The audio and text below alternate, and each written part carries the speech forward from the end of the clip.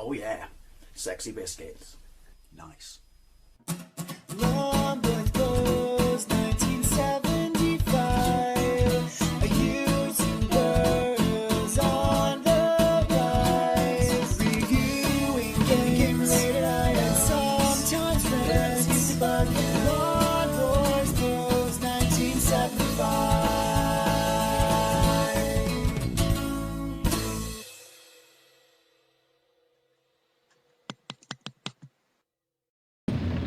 Hey YouTube, Long Boys Post 1975, and welcome to the weekly driving vlog. The weekly driving vlog. I think I'm going to call it that from now on, obviously dependent upon the fact that I'm actually vlogging while I'm driving, because I'm not going to rule out vlogging sat down in the dry and stuff like that, of course.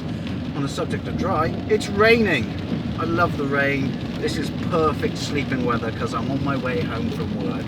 Anyway, now that I've waffled a bit of pointless bollocks right at the start of this this vlog, what do I want to talk about? I want to talk about that moment back in the day, gaming, where you were just like, your mind was blown, your mind was warped, you're like, holy shit, the future is here, the future is now. I can't believe this. I thought this was the stuff of movies, and that would be the introduction, the initial introduction of CDs. I guess we're talking not CD only, CD dependent systems, you know, with the introduction of the CD32, which is that the first CD, true CD based all-in-one 32-bit system? I don't know, don't quote me on that.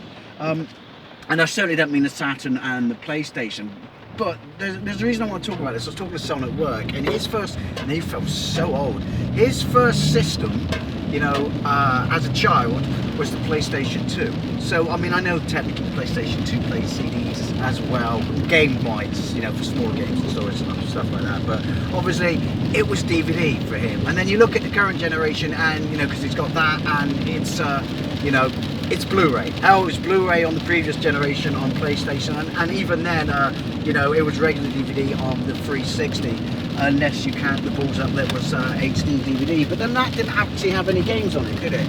So, yeah, so I was trying to explain to him how utterly mind-blowing it was to those of us back in the day who grew up on console systems that games started coming on CD.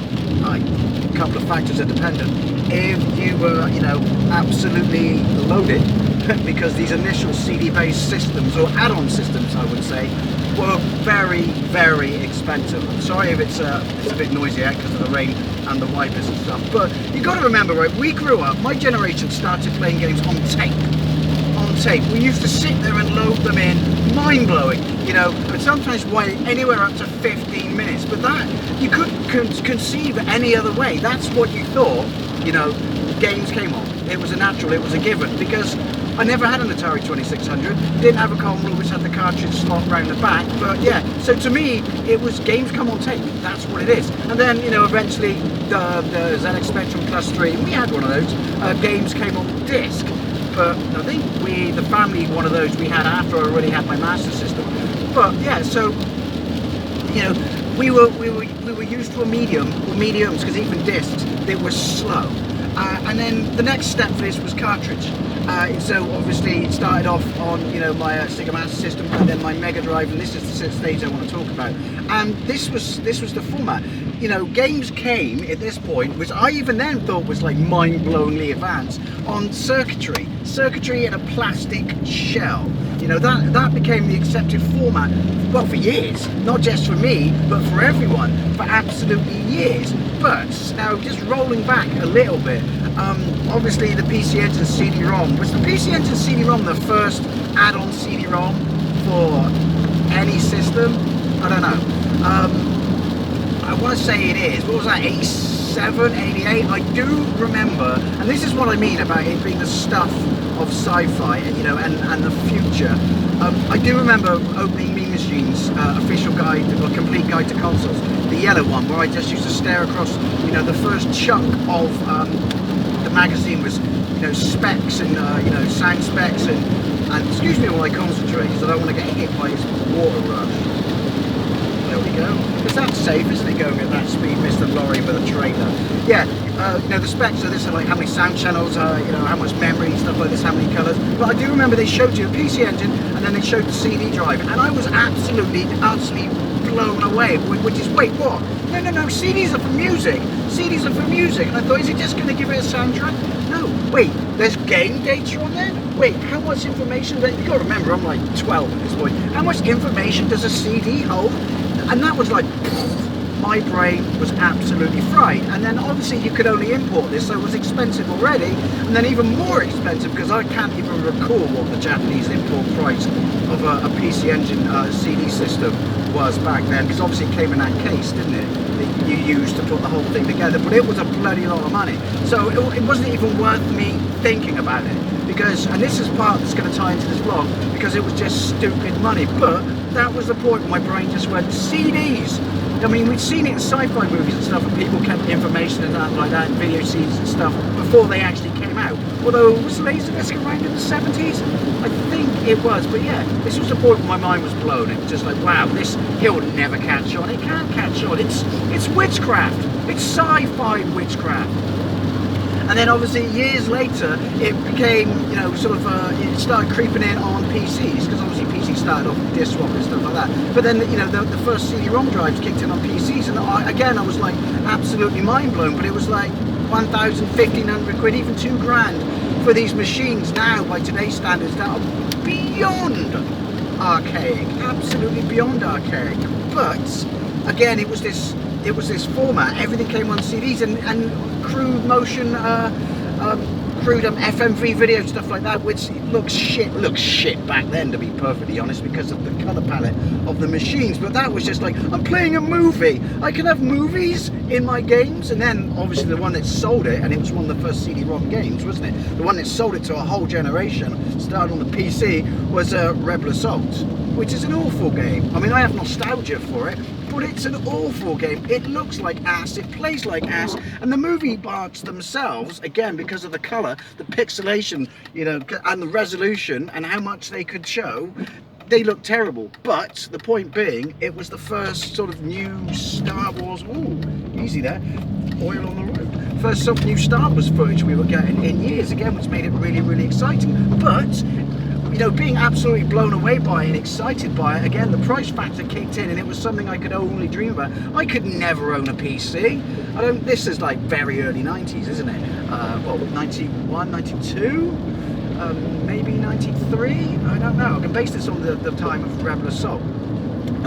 But I mean, I didn't get my first PC, which was one that work gave me. It was a 486DX, I think, which was just to learn DOS on. Oh, remember that, having to learn DOS for your job? How long ago was that? And I played Quake on it, you know, I had no like sort of grunt or anything like that. My first proper PC was a Pentium 200 MMX with a Voodoo in it, but that's moving ahead. But again, this whole thing, which is games are coming on CD now. This is it. This is the future. We've got fucking space shuttle technology, and then the Mega CD got released, and it meant that while incredibly expensive and beyond me, my brother had a PAL Mega Drive at this point, and he bought a Mega CD, and he bought it second hand. But I do remember going in Dixon's and seeing it after all the adverts on TV, and seeing like, oh, you know, those amazing Sega Pirate adverts and stuff, because this is 1994, I believe, 93. Don't quote me on these dates, but seeing it, and yeah, they want 269 quid with it, and you didn't even get a packing game. You got like a demo disc or something, but he got a second-hand one. And I remember, you know, playing Road Avenger on it, which blew my fucking mind. Sonic CD, which is still still my favourite Sonic game of all time. And obviously the Sega Mega CD, because I'm English, had extra hardware in it, and sprite scaling and stuff like that, which you would have to take advantage, you know, of the new storage facility, which obviously I don't think the PC Engine did. It just meant it had more memory, but it couldn't utilise sort of fancy tricks and stuff with it. It just gave it a CD soundtrack, which in itself was also mind blowing, because you've got to remember, it's just the worst fucking one-way chicane thing I've ever been in my life. Shame on you, North Somerset Council. Yeah, but having a you know, CD soundtrack, because as good as music was, especially on the, you know, the Super Famicom and stuff like that, and I don't give a fuck what anyone says, it wasn't you know, like listening to real proper music. Well, you know what I mean, CD quality music. But the point being about the Mega CD, because I'm jumping ahead of myself, was this, at least to me, in this country, if you wanted to play games like Rebel Assault, you know, and these FMV and Dragon's Lair, the fact that Dragon's Lair was at home now, I mean, that was something that we used to drool over in the arcades for years, but the fact that Dragon's Lair was at home now, as crude and pixelated as it looks on the Mega CD, I mean, you can play it now on a DVD player with your remote. But yeah, that was mind-blowing as well. But this was a point where it was CD gaming, as much as it was an add-on, and a failed add-on, may I add, even though I have a soft spot for it. And it was flooded with FMV games with like Corpse Killer, Sewer Shark, Texas Ground Zero, was it? You know, and Night Trap. It blew our minds. It absolutely blew us away, and it limited as fuck. And guess you could say not taking advantage of the hardware, such as stuff like Batman Returns. But again, it blew us away because we hadn't seen anything like it. FMV was particularly bad on the Mega CD. I'll get to my point in a minute, which was, Christ, I've almost talked the entire way home. Yeah, it was a chance that we could get to do what PC gamers got to do. Obviously not as nice, shiny and good quality.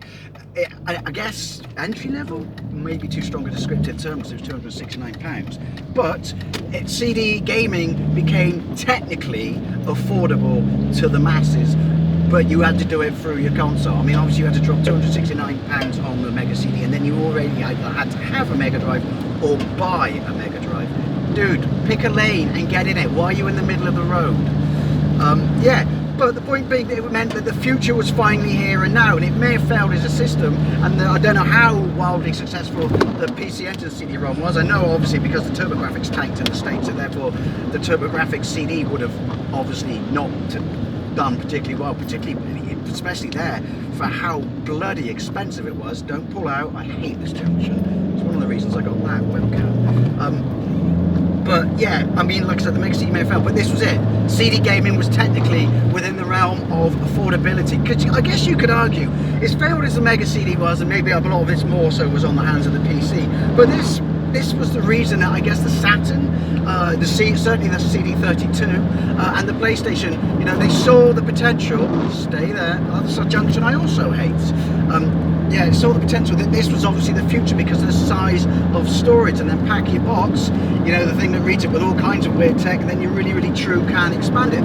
But the reason I'm going on about this was the introduction of CD, particularly right back when it was on PC, and utterly unaffordable. And just as a kid, you used to drool at it in the PC Engine. This was, at least to me, in my childhood, an absolute mind-blowing moment and a complete and utter game changer. And the future being here now. This was a kind of all over the shop, you know, waffle. But the point is, what's that mind-blowing moment for you, where you know you felt like the future truly arrived in gaming, you know? And what did you think of CD gaming? Were they one in the same sort of moment? As always, I'd love to know what you think. Thank you very much for watching, and I'll see you later.